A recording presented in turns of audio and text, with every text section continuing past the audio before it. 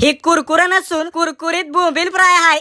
कसंय रेवा अॅग्रो कडनं पार्सल घरपोच आलंय. आता बोंबील सुकट सोड घ्या बाहेर जायचं नाही. दिलेल्या नंबरवर फोन करायचा नाहीतर व्हॉट्सअप मेसेज टाकायचा. घरपोच सियावा.